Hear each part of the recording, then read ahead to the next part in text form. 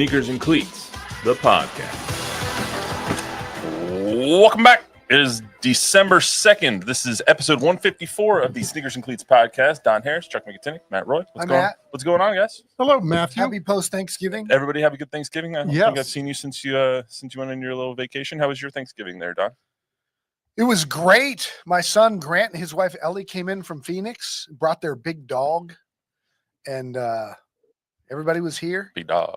We all had Thanksgiving with my brothers. My mom and dad got to come, and it was wonderful. See all the family. It was a great time. Very nice. Chuck?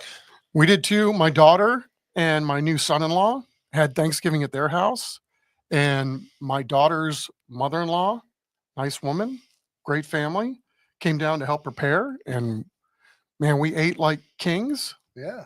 and it was outstanding. And then we headed to College Station. Yeah, we're going to get into that here in a little bit. How was College Station, though? Just It was great. The whole environment was outstanding. I mean, nobody throws a party like an Aggie party. I mean, it was really, really a lot of fun. And, you know, I think for all being fair, the best team won. I think we can all That's a agree fair on that statement.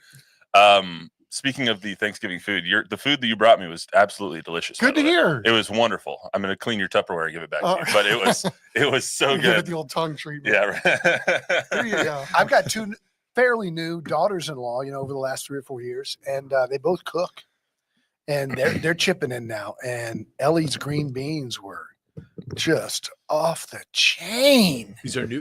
Green bean casserole or just green beans? Huh? These are new to the Thanksgiving mix.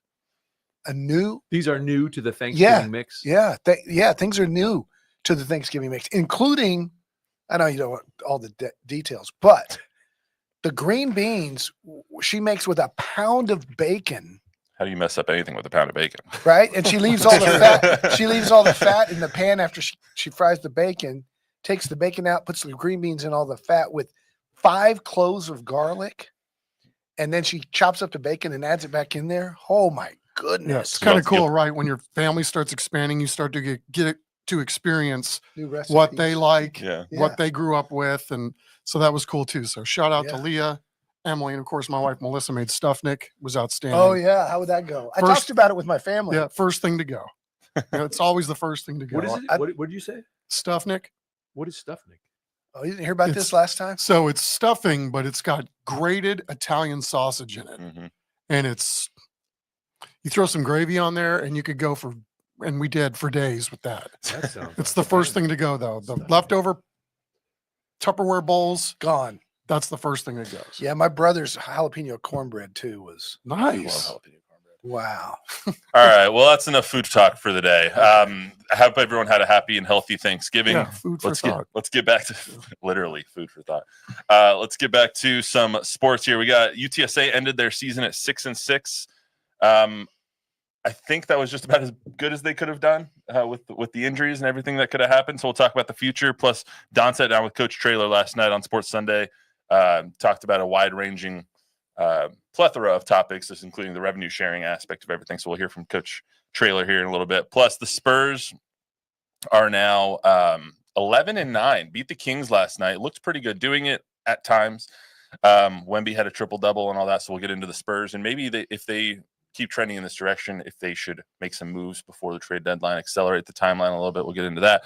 Plus, Chuck alluded to it already. College Station was the Epicenter. Yeah, the epicenter of the sports world. It's a good word for it. It was a heck of a game that the Longhorns tried to give away multiple times, but just couldn't end up doing it. And that the Aggies really just couldn't get going on offense. So we'll get into that as well. And if the Longhorns can still get into the CFP, even if they lose to Georgia in the SEC championship game. So we'll get into all that right now. No trivia today. Skip that. Save Chuck the headache on that one. So we'll go right into UTSA, or actually, excuse me, we'll go right into the Spurs here. So the way I did this rundown is kind of messed up. Anyway, so we'll get right into the Spurs. They beat the Kings 127-125. Real fast. What's I've got a random trivia question for you. Okay, guys, what's just because I had one last night on Sports Sunday. Who's the last running back to run for over 200 yards in the Texas A&M rivalry? Ricky Williams. Cyrus Gray, Texas A&M, 2010. Who knew? 223 yards. Not me. Shout out Cyrus Gray. Yeah. Shout out. All right. See, trivia anyway. There you go. You got it. Anyway, the Spurs won last night, 127-125. They've now won 5 of their last 6. Wemby went for a triple-double.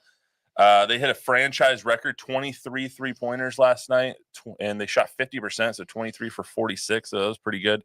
They had a really bad first quarter defensively. The rest of the game defensively looked pretty solid. What were your takeaways from last night's game, guys? Again, my takeaway continues to be with this team is when you shoot 23 of 46 from 3 and set a franchise record for 3-pointers made and you only win by 2, that tells you that you didn't play great in other areas.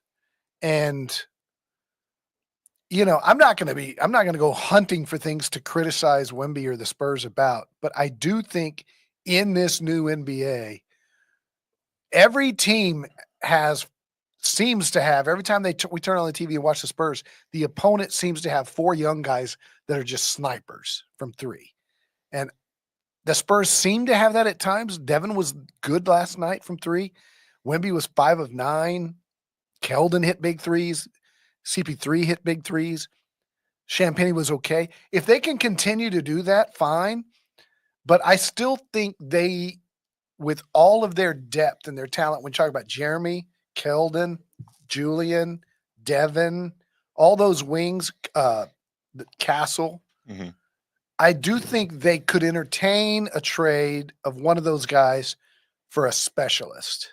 You know, the Bertans, McDermott, Connect type of 3-point shooter. Chuck? I mean, I think they've made a significant turn, right? Compared to what we saw last year. I mean, a lot of what we saw last night to me looks like basketball finally, right? And I don't know. I mean, you know, the thought you threw that out there, should they make a draft, or should they make a trade before the deadline? You know, I never really even considered that. You know, maybe that's something they need to do, but I don't know. I mean, it's like, I think right now, to me, it's who's earned the right to play the most minutes, right? And I think they're still trying to figure that out, right? Last night, sure. Bassie was the first guy up, and I don't know that he played great last night. So maybe you ride the hot hand there, whether it's he or Collins or Zach Collins. He's been buried. So yeah, I think that he's taking a back seat now to Charles Bassie. You know, I just like what I see, right? It seems like it's a different guy every possession. It doesn't have to be one guy doing the yeoman's work on the offensive end. The ball is moving. Doesn't always look great, but there's an effort there, I think, that we have not seen before. And even if it's moving the ball and then everybody's got a wide open 3, I mean, the fact that they made that many threes last night, that's pretty damn good, considering it wasn't that long ago we were talking about this is a team that can't shoot. Yeah, I mean, literally the first couple of games of the season, we were like, what the hell is going on? Why are they keep taking all these threes and they're missing and they're 3/4 of streaky. them? They're streaky. They have good games where everybody shoots pretty well from 3, and they have games where they go 5 of 24. Yeah, I mean, Steph shot really well last night too. Steph Castle. Yeah, he shot pretty well, and he didn't have a good game other than shooting. He was really bad at times. That was one of his roughest games. Yeah. And Wemby too. Wemby really struggled in the first half and made a lot of bad turnovers. But when they lock in and play defense, and that's what's going to be good when they get Jeremy back. Jeremy, if he doesn't sabotage them offensively, does a great job on defense. And Jeremy's ahead of schedule with his thumb too. So. Yeah, he hustles, he's physical, and he'll give him that edge. Because last night was a lot of Matador D in that first quarter. Why does it just seem like there's full quarters where this team just doesn't care or effort-wise? Like their effort kind of, or they get like sad or down on themselves after committing a turnover and don't run back on defense. Like why does it seem like that all the time? It's human nature. Because it was like that last year too, and it was like that for longer last year. They would do that for full games last year. Now it's just like a quarter here, a quarter there. It almost seems like they take it off. Yeah, Mitch Johnson pointed that out last night too, and I think he was directing his words towards Victor. You know, there's certain plays, certain possessions where, you know, there was a play you and I were watching last night. Ball's moving, everything looks good. Boom, somebody throws a turnover. He instantly drops his shoulders, you know, his head drops down, and then he's slow to get back on defense. But if you can have less of that for all of them, not just Victor, and you're playing like every possession is the last possession you're going to get on the floor. And Mitch talked about that last night too, where we don't need anybody saving themselves for the fourth quarter. We're dispersing the minutes enough. We've got a deep enough team that you should be playing balls to the wall and with maximum effort every moment that you're on the floor. And when you start getting gassed, we're going to put somebody else in. But, to be pacing yourself through the course of the game, I think, again, he was directing that at Victor. Yeah. If I can read between the lines, that, they're going to be onto something. You've got a great player. Now, how do you maximize his greatness? I think that's the challenge at this point. And I think we got to be careful, myself included, to, like I said, go hunting for criticisms of Victor. At the end of the day, he's got 34 points, 13 rebounds, 11 assists. I mean, he's got a historic triple-double line with 5 threes. It's never happened before, like 3 guys ever, maybe. The first center to ever do that. And here we are, myself included, looking for things to nitpick. We all want him to dominate in the post, and he's just not going to do that. He's going to, although he had some really nice post moves last night, and he had a couple of fall-away jumpers. They got him some mismatches on Malik Monk and on De'Aaron Fox, and they were able to kind of get the switch. And Harrison Barnes was really adamant last night after the game about Victor is Victor, and we got to be careful not to want to make him Kareem or anybody else. He's going to play his style of ball. He's learning. He's open to learning. He watches a ton of film. He wants to get better. And so if he's going to take 9 threes in a game, we're going to have to live with that, although they have to be good shots. And Chuck and I joke, is the worst thing that can happen is he hits his first one, because then he thinks they're all going to go in, but that's his game. Yeah, I mean, those ones he hit in the first half were pure, man. Those things were not even barely touching the net. So those things were good no matter what. I mean, and he looks smooth, and when they leave his hand, everything looks good when it leaves his hand. I'm not saying he doesn't need to take more threes or, he needs to be playing around the basket a little bit more at this point. I mean, he's proven that, if he gets a wide open shot, he feels like they're going to go in, and especially if the first 2 or 3 go down, then of course it then becomes a heat check. But I think, to what Mitch Johnson was talking about last night, okay, this is what we've got. We've got a very skilled guy who's very tall. He's obviously a freakish athlete. How do we maximize and make the triple-double a quadruple-double next time if we can get the most out of him that we think we can get out of him? Yeah. Well said. So they're 11-9 now. They possibly, if they keep going on this trajectory, you said maybe trading somebody for a specialist and we had kind of kicked that around this off season, but now that we've seen that this team has clearly improved, that they do have some sort of cohesiveness, that they might be in the hunt for a play in or play off spot. Who's the odd man out in this rotation? I don't know. You have so many, it would be a bad contract, and they really don't have any bad contracts. Zach, maybe. And so is the only one. Yeah, you could get rid of Zach, but then they're thin up front. They've got Wemby, Bassie, and Mamu, and Collins, and that's it. So I don't know that, unless they can trade for a stretch 4 that can also guard inside, and that's just a scatter shooting. That's just one. I don't know that they need to trade for a specialist.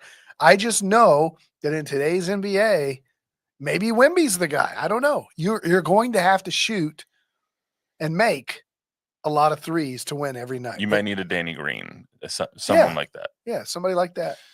Let's get on to UTSA here. They ended their season 6-6 after losing to Army this past weekend in a game that they were winning in the 3rd quarter, actually winning in the 4th quarter, early on in the 4th quarter, and then kind of all went to hell after that. They lost 29-24. Real quick postmortem before we look big picture about the program. I thought that the last 4 games were obviously their best games of the season. They played some of their best football in the last 4 games. Even the Tulsa game, they played really well. Excuse me, even though they didn't win that game. The 4th and 1 call that Jeff made at the beginning of the 4th quarter was really, I don't get it. I don't get it. As Don tries to spill his Diet Coke. 4th and 1, 16-yard, their own 16-yard line, and you don't get it. And the game's basically over after that. Army goes down and scores. Owen McCown throws a pick on the next possession. Army scores again. You have a chance. They score a touchdown, and then you have a chance to score at the end to win the game. And then Owen throws his 3rd or 2nd pick of the game. So kind of snowballed from there. But yeah, what was your guys' thoughts? I know did you ask Jeff about that last night about his call? Not on Not on camera. Not on camera. he takes responsibility for it. But look, he's like, hey, we're going in there. They're 10-1. We've already got our bowl win. Let's be aggressive. He says he regrets the call that he made, not going for it, but the play that he called. And yeah, I mean, it was an inside zone basically. All analytics, and believe it or not, analytics said go for it there, and they go with the analytics, and a lot of coaches go with the analytics. Now, for 100 years, that's insane to go for it on 4th and 1 in your own 16, because you always think of what's the worst possible outcome, not what's the best possible outcome. The best possible outcome is you get a first down on your own 16. That doesn't guarantee you anything on the next 3 downs to continue the drive. Now you might, but the worst thing that can happen is you give them the ball inside your 20. So I would always punt the football there. And I was thinking that as I'm watching it. But I understand his mentality, where they were in the season, where they were on the road, what they were trying to establish. I think it cost them the game. Yeah, 100%. Because I think they can win that game if they punt that football away. Yeah, I mean, at the time they were leading by 1 point. It's early in the 4th quarter. I think it was literally the first play of the 4th quarter. Yeah. And it just didn't – I was watching it. I was like, whoa. Especially because he called the punt team out first. Yeah. Punt team came out first. The quarter ends, and then he comes out with the offense. And I'm like, wait a second here. He's done that. We're actually doing this? We're really going to let this happen? He's done that a few times over his career here. He goes for it a lot. And, guys like Zachary Franklin and Oscar Cardenas have made him look like a hero. Well, he went for it early. He went for it earlier, 4th and 1, and Devin McEwen scored the touchdown. It was a 21-yard touchdown, 4th and 1. But it was on the opponent's 21-yard line. Like the field position matters there. Sure. And always on your own 16. Yeah. I mean, so this game aside, season ends 6-6. I think that's the worst record in Jeff's tenure here. If I'm remembering that correctly, I think the previous worst record was 7-5. Chuck, how will you look back on this season for the UTSA Roadrunners? I will look back at it as, how the heck did they do that?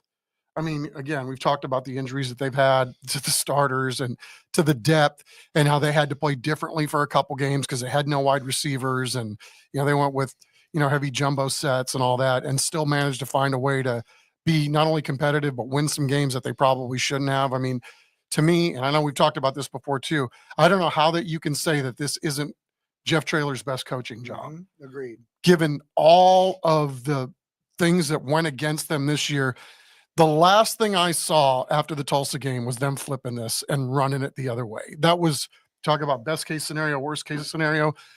There's no way anybody would have envisioned them doing what they did to essentially run the table and then, basically have a possession, get away from them in the Army game from not, running the slate there at the end, given the competition. I mean, you beat a top 25 team.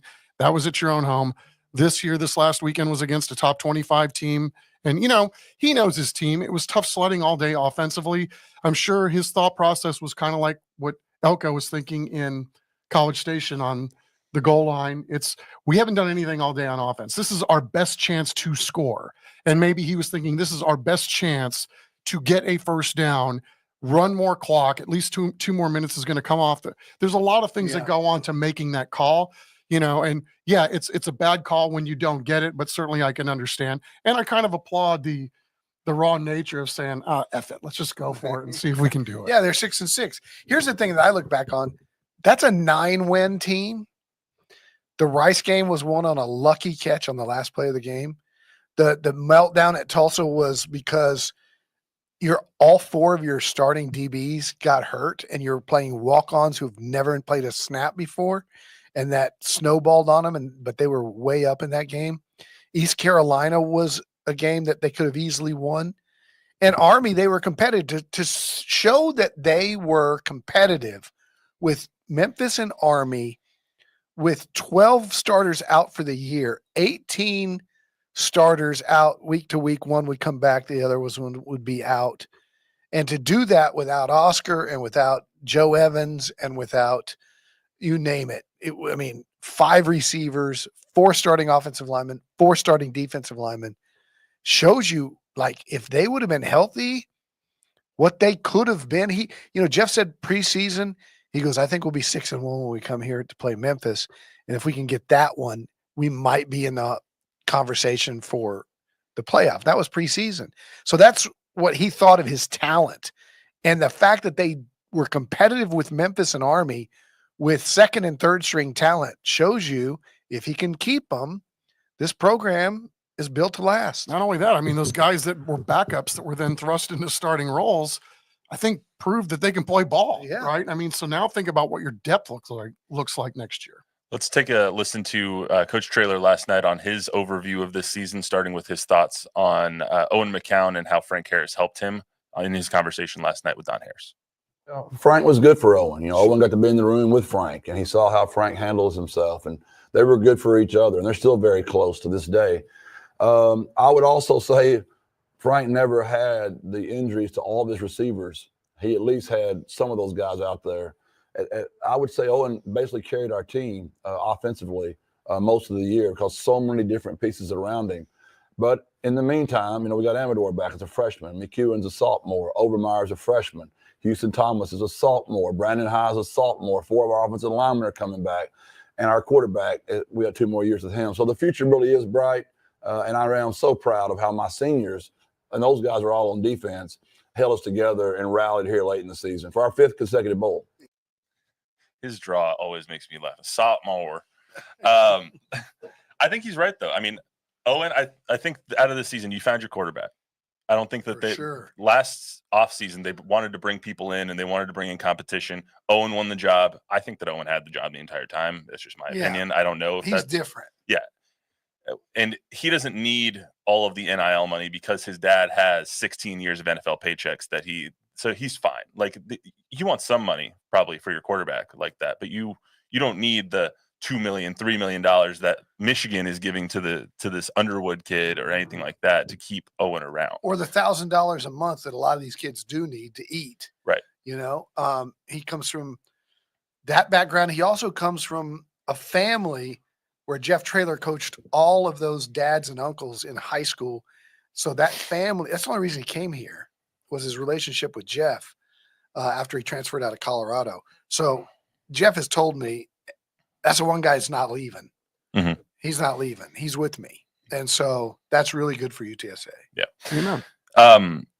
You also got to talking with Jeff about the revenue sharing aspect of this. And for people who don't know, in July, schools will now be able to pay students directly, and not just through collectives. You'll still be able to use collectives, but you'll be able to actually revenue share with your team up to a certain amount of money. And so you got into that a little bit with Jeff last night as well.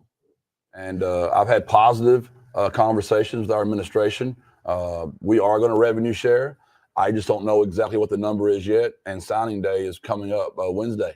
We're not going to have to pay top dollar to keep all of them, but we got to make it fair for those guys to stay here or we're going to lose them. And I really don't want to be a AA or a AAA farm system just to develop players. I want to win championships here. Our city deserves it. And we know how it feels. We've seen it done. And we're so close to being there again. So he explained what's happening. And I know people think they know what NIL does. I thought I knew what NIL is and all that. But you're right. July, there's a court case that is going to be determined, and it's not even close. It's going to allow member institutions to pay $11 million or less maximum to football players from the institution. Texas, A&M, Alabama, they're going to max that out. They have the money, and they're definitely going to give all $11 million a year. That's going to be their salary cap for their football team. For everybody else, you choose as an institution, how much are we going to dedicate to football? And Memphis and Temple and East Carolina are already saying 3 to 5. Memphis is going at 5 or something like that. UTSA's entire collective between 2-0 Inspired and all those guys, Bob Wills, their entire cap was $500,000. Memphis paid their quarterback $1 million this year, Shane Hennigan, $1 million. So that's what they're up against. So Jeff thinks with $2 or $3 million, they can be in the game, but that money is going to have to come from Taylor Amy and the institution. And that's what he said. He's had some positive conversations I think things are starting to turn where the university and administration is being more receptive to that way of thinking. But that's what it's going to be. It's going to be Yankees and Dodgers, in each conference. You're going to say, well, Memphis keeps winning the American. Why? Well, they've got a $5 million payroll, and you got a $500,000 payroll if you're, another institution. So that's what Wild West continues, right? Yeah. I mean, it really is. I mean, then you're talking about, when does Title IX lawsuits start happening? If the money's not being dispersed equally amongst the athletes or between the sports. I mean, I'm just really fascinated to see where it all goes. And the fact that there's very little oversight on any of this stuff is still just mind boggling. Yeah. I mean, and UTSA is at that kind of turning point right now, right? Like either you're going to make a decision to invest in your football team or you're not. Right. You're going to make a decision to give Jeff the resources that he needs because pound for pound, he's one of the best coaches in the country, or you're not. And you're going to lose Jeff and you're going to be a farm system for the rest of the league or the rest of the country. Charlotte. Yeah. Right. Or somebody in that league that probably doesn't need to be in that league. Charlotte. Yeah. Somebody like that. But, Don't talk bad about Charlotte like that. Karen Aston, women's basketball, all those are very happy about the revenue sharing because those kids are going to get money too. And football, just so you know, at UTSA is the only sport that operates in the black. They make money. Every other sport loses money. But that's the story at a lot of Division men's I, Division basketball. II campuses. Men's basketball should make money. Yeah, I mean, other men's basketball. But that's the story among a lot of colleges throughout the country. Like that's how my college was. That most colleges make money in football, and football pays for the rest of the sport. But ASU basketball makes money. ASU basketball should be ranked this week, but that's besides the point. I just want to ask you guys a question. When you're looking at like what UTSA is trying to do, what's an example of a team that did it successfully, that came up from small ball or whatever and made it up to play with the big boys? Boise, Central Florida. James Madison this year or 2 years ago. Who's that? James Madison 2 years ago. I think Boise's the best example. I mean, UTSA too. I mean, it came up from nothing quicker than anybody that I can remember. And Texas State's doing a nice job too. And I don't know what the resources are there, but they become super competitive here the last Central couple Florida, years. What Blake Bortles like number 2 in the country? I think remember that a few years back. Blake Bortles. Yeah. I have a funny story about him, but I'll save it for another day. Let's get to the Texas A&M. Excuse me, I have the hiccups. Texas A&M and Texas game. Longhorns beat the Aggies 17-7. They advanced the SEC title game. Excuse me, versus Georgia. Somebody else take care of this. What do you guys think of the game? You need a straw. I just need deep breaths through a straw. Cures it every time. Take your straw. Deep breaths. Suck it in. The water in here? No, without the water. Suck in air. Hold it as long as guys, you can. tell Let me out. Repeat. It'll be gone. All right, you were in College Station, Chuck. Yeah, a lot of fun. I mean, just the atmosphere was amazing. Just watching the core walking into the stadium, that was very, very cool to see the fans behaving. All the tailgating that was going on. Aggies are the most friendly group of people that you're ever going to encounter. Didn't matter whose uniform you were wearing or what you looked like. It was come on in, have a drink, have some food. I mean, again, nobody throws a party. Nobody throws a tailgate like those Aggies. They had that a was really, really with fun. the horns on a spigot. Well, I mean, you got to have some good, clean fun along the way. That's awesome. Yeah. What'd you get? Did you think the game lived up to the hype? Yeah. I thought it was 34-0 football game. Should have been. I think Texas dominated the game. The running back, Wisner, is their fourth stringer. And that guy is shifty, man. And he's good for 7 yards a pop. Quinn made 2 big mistakes that made it interesting, which was fun because, nobody likes a blowout. But other than the block punt and the 2, Texas is inside the 20 right before the half to kick a field goal to go up 20-0. They missed that. They drive down early, and he throws the pick 6, and then they go down again, and he fumbles, and their defense has 2 goal line stands. In the trenches, it felt to me like it did the Georgia game, where Georgia was just big boy football and Texas couldn't match up. This was the exact opposite. Texas was big boys in the trenches, and A&M couldn't match up, which surprised me because I thought A&M's front 4 defensively has been as good as anybody in the country. I think A&M's defense played well. It's just their offense couldn't help them at all. Marcel Reed did not have a good game. And Texas's defense might be the best in the country. Yeah. To me, it was A&M's had problems all year stopping the run. I mean, there's gap integrity issues, I think. Not that they don't have good players, because I think they do. But, when you're giving up 4 and 5 yards a chunk every time minimum on offense, when you're giving it up on defense, I should say, that, and you can't get off the field. I was surprised as A&M's defense as a whole, I thought played really, really well considering how much they were on the field. And, I don't want to hang this all on Marcel Reed either. I thought, for the most part, I mean, to me, this kid looks the part. He doesn't get rattled. He took some vicious shots in that game. I think Elko is probably has a pretty good feel for what he has and what he needs going forward. They need to go get a bunch of receivers, this offseason, and I think they will. The tight end looks like he can really play, but, these guys need some help. And I don't know what the future for Marcel Reed is, but I really like that kid. Yeah. He sounds like a quarterback. He acts like a quarterback. He doesn't get rattled. The moments don't look too big for him. He made the one mistake on the interception I thought was a real rally killer early. But, again, we're talking about a teenager, and I don't know. I don't know what A&M's going to do, if they're going to grow him up in the system or if they're just going to go get, the hot guy at this school over here or that school over there and bring him in and pay him a load of dough. I mean, that's the easy fix nowadays. You can certainly do that, and they've certainly got the resources to do it. Meanwhile, Texas, like you said, I think They there's lose 3 to Georgia twice and still make the CFP. Oh, they're in. Texas is They're in no matter what, No matter what. even if they lose by 50. Yeah. Okay. I mean, they're a 2-loss Texas at number 2.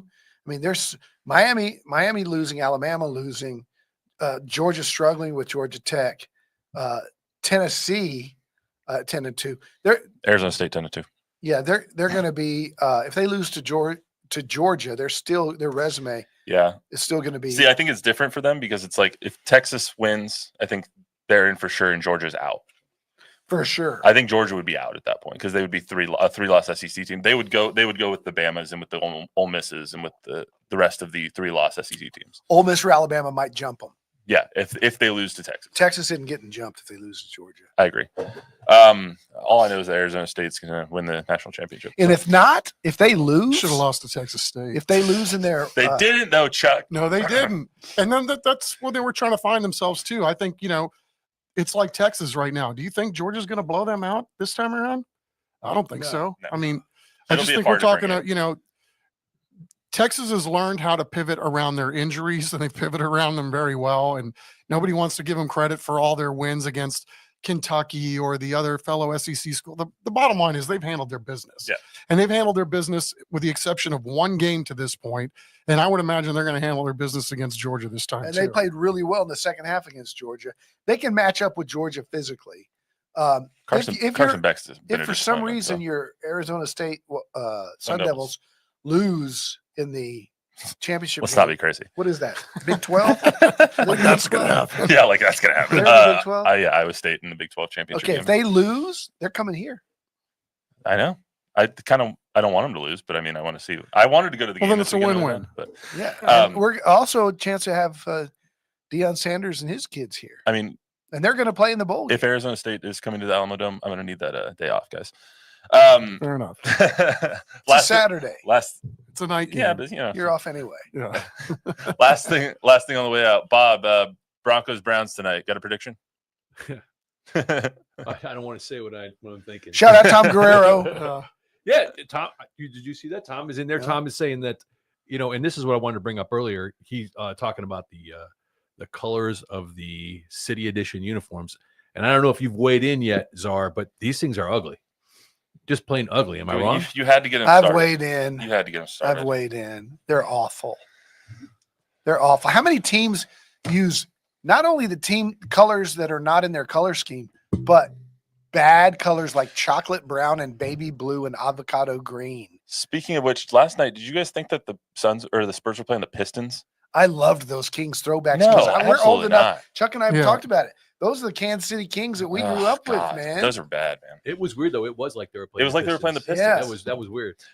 Anyway, that's all we got for today on the Secret Cleats podcast. Remember to download, rate, review, subscribe, give us a 5-star rating, tell a friend, tell an enemy. We'll be back to talk about the Broncos beating the Browns on Thursday and a lot of other stuff. Thanks, guys.